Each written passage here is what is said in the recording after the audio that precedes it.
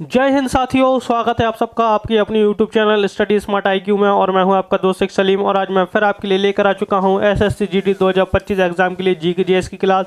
और जैसा कि आप सभी को पता है, जो क्लास है रोज शाम को 7 बजे यहां पर पब्लिश होती है। और ये इसका डे 13 है, ठीक है। ये इसका 13वां क्लास है, ठीक है, जिसमें हम history, geography, polity, statics, GK, economics, science यहाँ पर सब कुछ कवर कर रहे हैं, ताकि आप जो SSC GD 2025 का एग्जाम होगा, ठीक है, जो GK का पोर्सन हो आप उसको फाड़ कर रख दें। और हम उसी तरीके से आपको तैयारी भी करवा रहे हैं, ठीक है।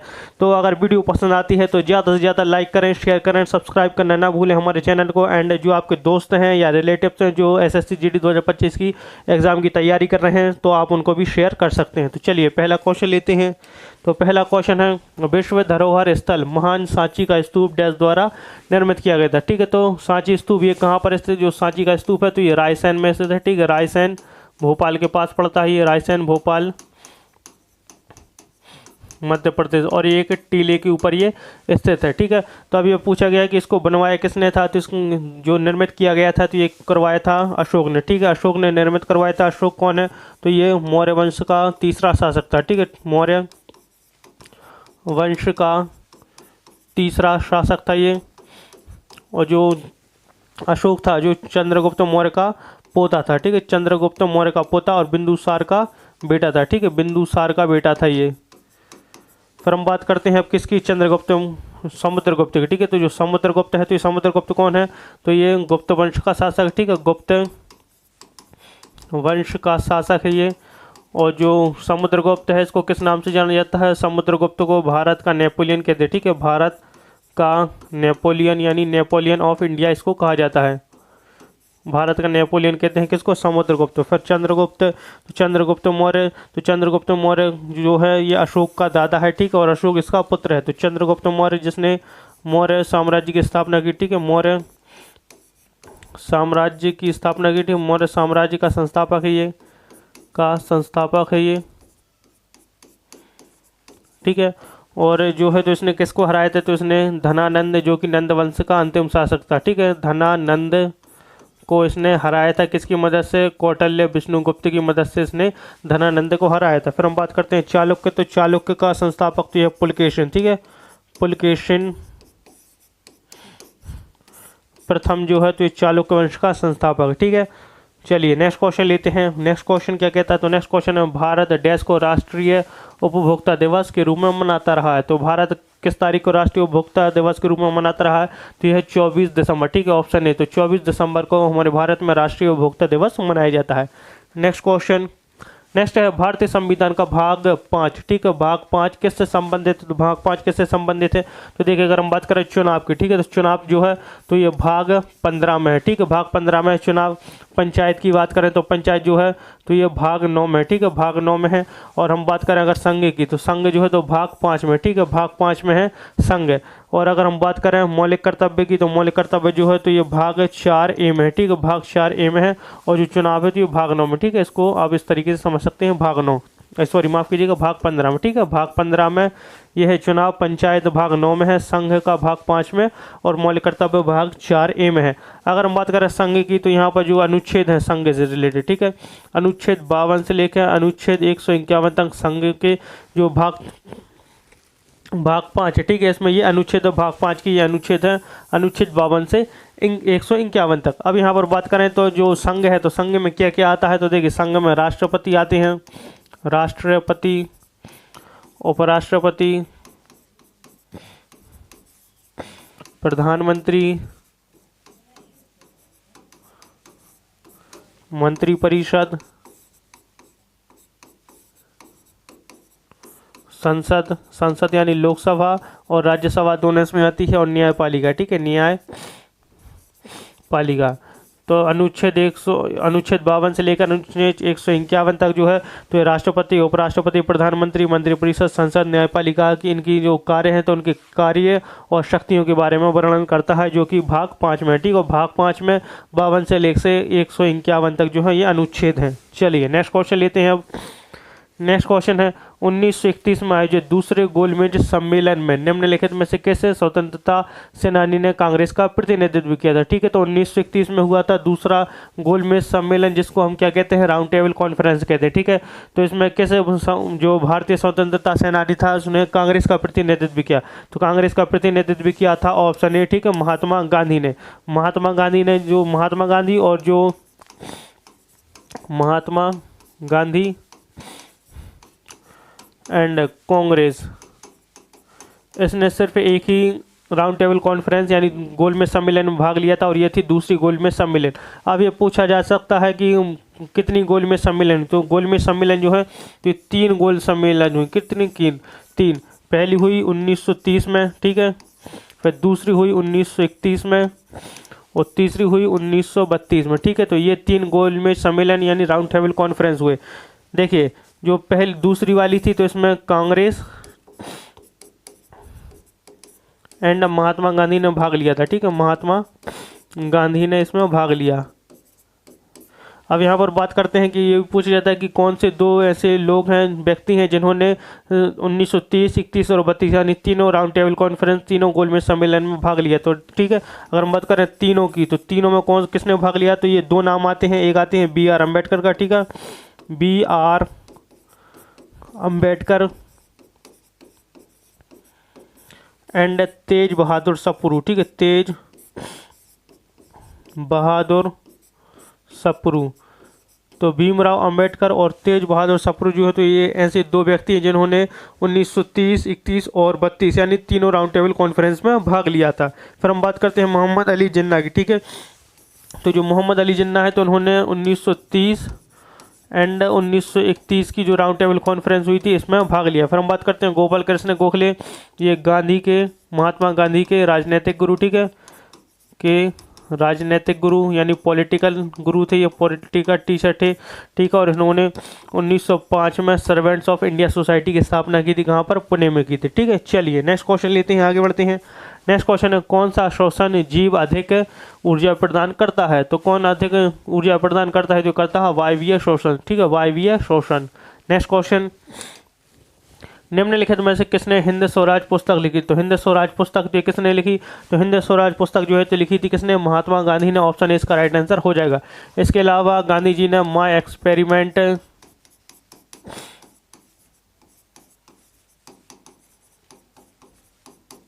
विथ ट्रुथ, ये वो पुस्तक भी लिखी, ये पुस्तक भी इन्होंने लिखी। ठीक है, and India of my dreams. ठीक है,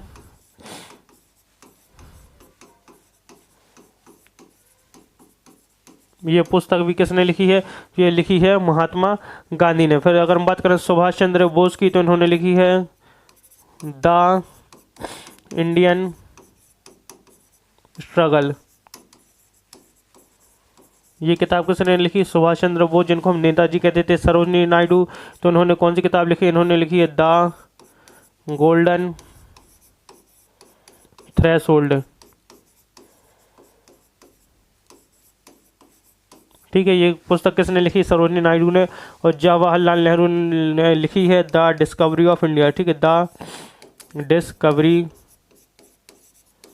ऑफ इंडिया।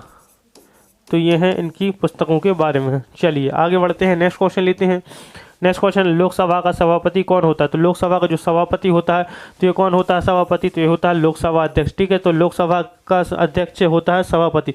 और आज के टाइम पर हमारा टाइम कौन है लोकसभा अध्यक्ष। ठीक है, अगर आज की बात करें तो लोकसभा अध्यक्ष हैं तो ये कौन है, ये है ओम बिरला। ठीक है, ओम बिरला जो हैं तो ये अभी के टाइम पर लोकसभा के अध्यक्ष हैं। ठीक है, अगर बात करेंगे उपराष्ट्रपति, तो उपराष्ट्रपति जो है तो ये राज्यसभा का, ठीक है, राज्यसभा का सभापति होता है। ये कौन, उपराष्ट्रपति। और आज के टाइम पर उपराष्ट्रपति कौन है, तो ये जगदीप धनखड़, जगदीप धनखड़। और आपको पता होगा जो जगदीप धनखड़ हैं, ठीक है, तो इनके ऊपर महाभियोग की भी तैयारी चालू हो गई है, क्योंकि जो विपक्ष है तो वो कहता है ये थोड़ा पक्षपात करते हैं, जिसके कारण इन पर है महाभियोग भी लगना है। अब चलिए नेक्स्ट क्वेश्चन लेते हैं। नेक्स्ट क्वेश्चन है आर्यभट्टीय पुस्तक किससे संबंधित, तो आर्यभट्टीय पुस्तक जिसको 5वीं शताब्दी के टाइम पर लिखा गया था। ठीक है, 5वीं शताब्दी में किसने लिखा था इसको? इसको लिखा था आर्यभट्ट ने, आर्यभट्ट ने लिखा था। तो जो है तो ये किससे संबंधित है? जो संबंधित है खगोल से, ठीक है, खगोल विज्ञान से ये संबंधित है आर्यभट्टीय पुस्तक। नेक्स्ट क्वेश्चन, सरोजिनी नायडू ने कांग्रेस के किस अधिवेशन में अध्यक्षता की थी? ठीक है, तो सरोजिनी नायडू जो कि पहली भारतीय महिला आईएनसी अध्यक्ष, ठीक है, भारतीय राष्ट्रीय कांग्रेस की पहली भारतीय महिला अध्यक्ष अभी पूछा गया है इन्होंने किस अधिवेशन में इसकी अध्यक्षता की थी। तो देखिए अगर हम बात करें 1922 का गया सेशन, तो इसमें अध्यक्षता चित्तरंजन दास ने की थी, ठीक है, चित्तरंजन दास, तो इसमें अध्यक्षता की थी चित्तरंजन दास ने। फिर अगर 1928 कलकत्ता का सेशन देखें तो इसमें मोतीलाल नेहरू ने की थी, ठीक है, मोतीलाल नेहरू अध्यक्ष थे, मोतीलाल नेहरू जो कि जवाहरलाल नेहरू के पिता हैं। फिर 1925, तो 1925 कानपुर सेशन इसका राइट आंसर हो जाएगा, क्योंकि जो सरोजिनी नायडू थे इन्होंने 1925 के कानपुर सेशन में जो है तो ये आईएनसी यानी भारतीय राष्ट्रीय कांग्रेस की अध्यक्षता की थी। अगर बात करें 1931 का कराची सेशन, तो इसमें सरदार पटेल, ठीक है, सरदार वल्लभ भाई पटेल जो हैं तो इन्होंने इसकी अध्यक्षता की थी। अगर हम बात करें सरोजिनी नायडू की, तो इनको जो है तो इनको क्या कहते हैं? इनको भारत की कोकिला यानी नाइटिंगेल ऑफ इंडिया कहते हैं, भारत की कोकिला इनको कहा जाता है। और ये जो हैं तो ये उत्तर प्रदेश की पहली राज्यपाल, ठीक है, पहली महिला राज्यपाल भी थी, ठीक है, पहली महिला राज्यपाल थी ये 1947 से 49 तक, ठीक है, 1947 से 49 तक जो है तो ये उत्तर प्रदेश की राज्यपाल रही, ठीक है, सरोजिनी नायडू। और भारतीय राष्ट्रीय कांग्रेस की पहली भारतीय महिला थी, ठीक है, पहली भारतीय महिला आईएनसी अध्यक्ष। अगर पूछा जाए कि पहली महिला आईएनसी अध्यक्ष, ठीक है, तो पहली महिला आईएनसी अध्यक्ष अगर पूछा जाए तो इसका नाम, तो इसका क्वेश्चन आंसर कुछ और हो जाएगा, ठीक है, पहली महिला आईएनसी अध्यक्ष यानी भारतीय राष्ट्रीय कांग्रेस की अध्यक्ष, ठीक है, तो इसका तो ये कौन हो जाएंगी? तो हो जाएंगी एनी बेसेंट, ठीक है, एनी बेसेंट। और जो एनी बेसेंट है तो ये 1917 के कलकत्ता सेशन में अध्यक्ष बनी थी, ठीक है, कलकत्ता सेशन में अध्यक्ष बनी थी। और जो एनी बेसेंट है तो ये आयरलैंड से थी, ठीक, कहाँ से? आयरलैंड से, आयरलैंड से थी, ये आयरिश महिला थी, ठीक है। तो ये अलग अलग क्वेश्चन हो जाएगा। अगर पूछा जाए पहली महिला आईएनसी अध्यक्ष तो एनी बेसेंट, और पहली भारतीय महिला तो सरोजिनी नायडू, ठीक है। चलिए नेक्स्ट क्वेश्चन लेते हैं। नेक्स्ट क्वेश्चन है, चक्रवाती तूफान के दौरान समुद्र तल में असामान्य वृद्धि को डैश के रूप में जाना जाता है। तो चक्रवाती तूफान के बाद जो समुद्र तल में असामान्य वृद्धि मिलती है तो उसको क्या कहते हैं? तो उसको कहते हैं तूफानी लहर, ठीक है, ऑप्शन ए।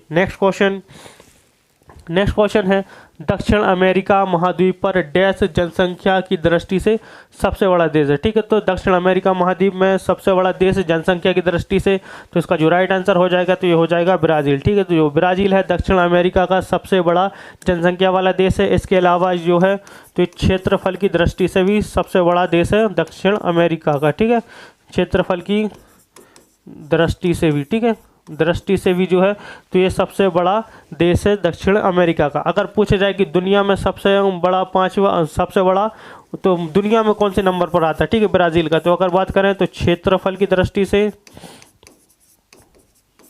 एंड जनसंख्या की दृष्टि से दुनिया में सबसे बड़े देश हैं कौन सा? ये है ब्राज़ील, और ये फिफ्थ है, ठीक है, पांचवा सबसे बड़ा देश है ब्राज़ील। चाहे आप जनसंख्या की दृष्टि से देख लें चाहे क्षेत्रफल की दृष्टि से, दुनिया का पांचवा सबसे बड़ा देश है कौन? ये है ब्राज़ील। और दक्षिण अमेरिका का सबसे बड़ा जनसंख्या की दृष्टि से भी और क्षेत्रफल की दृष्टि से भी ब्राज़ील है, ठीक है। चलिए नेक्स्ट क्वेश्चन।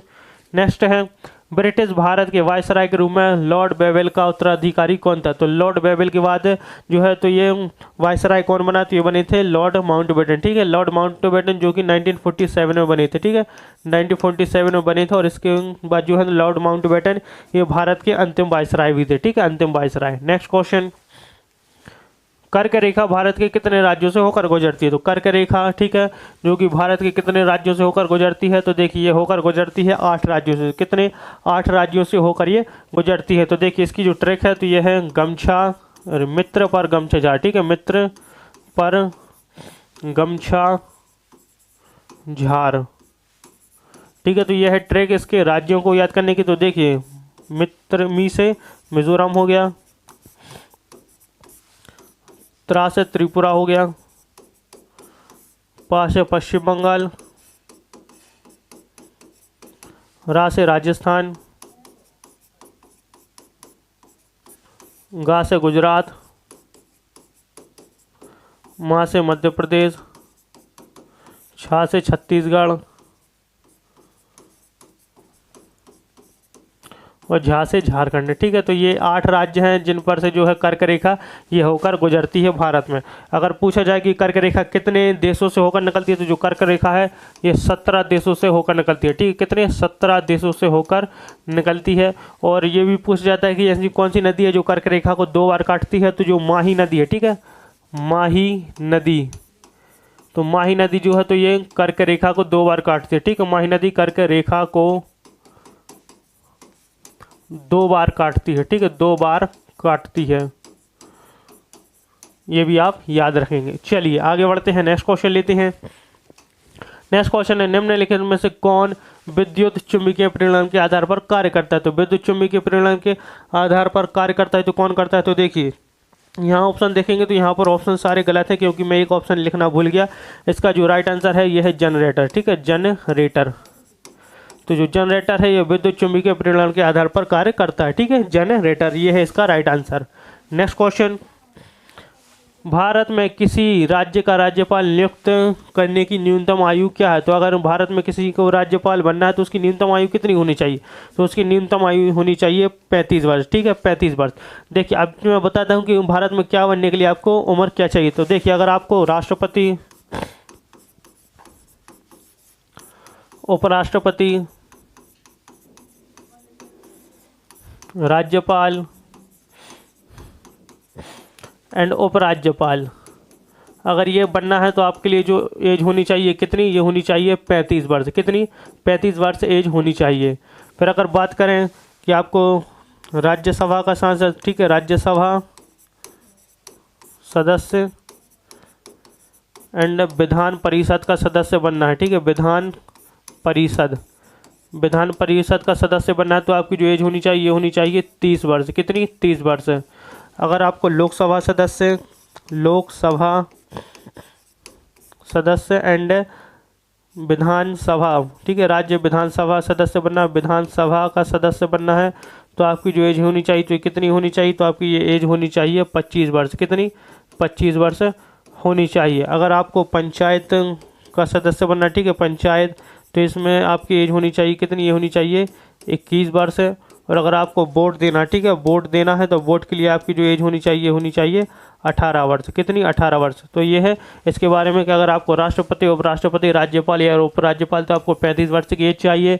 राज्यसभा का सदस्य और विधान परिषद का सदस्य के लिए आपको 30 वर्ष, लोकसभा और विधानसभा का सदस्य बनने के लिए 25 और पंचायत का सदस्य बनने के लिए 21 और वोटिंग डालने के लिए आपको 18 वर्ष की आयु चाहिए होती है। ठीक है, तो इसका राइट आंसर क्या है, ऑप्शन डी। नेक्स्ट क्वेश्चन, वह कौन सा गुण है जो किसी चालक में इलेक्ट्रॉनों के प्रवाह को रोकता है। तो वह कौन सा गुण है जो चालक में इलेक्ट्रॉनों के प्रवाह को रोकता है, तो इसका जो राइट आंसर हो जाएगा ये हो जाएगा प्रतिरोध। ठीक है, प्रतिरोध वह गुण है जो किसी चालक में इलेक्ट्रॉनों के प्रवाह को रोकता है। नेक्स्ट क्वेश्चन, नेक्स्ट है, जब धातु ऑक्सीजन के साथ संयोग करती है तो क्या बनता है। तो जब धातु ऑक्सीजन के साथ जो संयोग करती है तो ये बनाती है धातु ऑक्साइड। ठीक है, option A. Next question, dash न्यायपालिका को कार्यपालिका से अलग करने की से संबंधित है। तो कौन सा अनुच्छेद है जो न्यायपालिका को कार्यपालिका से अलग करता है, तो ये करता है अनुच्छेद 50। ठीक है, अनुच्छेद 50 जो है तो कार्यपालिका को न्यायपालिका से अलग करता है। नेक्स्ट क्वेश्चन, प्रथम गोलमेज सम्मेलन के दौरान भारत का वायसराय कौन था। तो प्रथम गोलमेज सम्मेलन तो ये कब हुआ था, तो मैंने बताया था अभी थोड़ी देर पहले कि 3 सम्मेलन हुए। एक तो पहला 1931 में, फिर 31 में और 32 में हुआ था। ठीक है, 1931, 30, 31 और 32 में। तो प्रथम गोलमेज सम्मेलन 1930 में हुआ और इस टाइम पर जो वायसराय था भारत का ये था इरविन। कौन था, लॉर्ड इरविन जो है तो भारत का वायसराय था। चलिए नेक्स्ट क्वेश्चन लेते हैं। नेक्स्ट क्वेश्चन है, किस वेद में सबसे प्राचीन वैदिक युग की संस्कृति के बारे में जानकारी दी गई है। तो ऐसा कौन सा वेद है जिसमें सबसे प्राचीन वैदिक युग की जानकारी दी गई है, तो ये है कौन सा, ऋग्वेद। ठीक है, ऋग्वेद जो है तो ये सबसे पुराना वेद है। ठीक है, सबसे पुराना वेद है। सबसे पुराना वेद कौन सा, यह है ऋग्वेद। ठीक है, और ऋग्वेद में ही प्राचीन वैदिक युग की संस्कृति के बारे में बताया गया है। तो ये थे हमारे आज के क्वेश्चन एसएससी जीडी 2025 एग्जाम के लिए। तो आई होप आपको हमारी ये वीडियो पसंद आई हो। तो अगर वीडियो पसंद आती है तो लाइक करें, शेयर करें, सब्सक्राइब करना ना भूलें हमारे चैनल को। एंड ऐसी वीडियो आपके लिए हम लेकर आते रहेंगे। तो मिलते हैं आपसे अगली वीडियो में, तब तक के लिए good luck and goodbye. Thank you.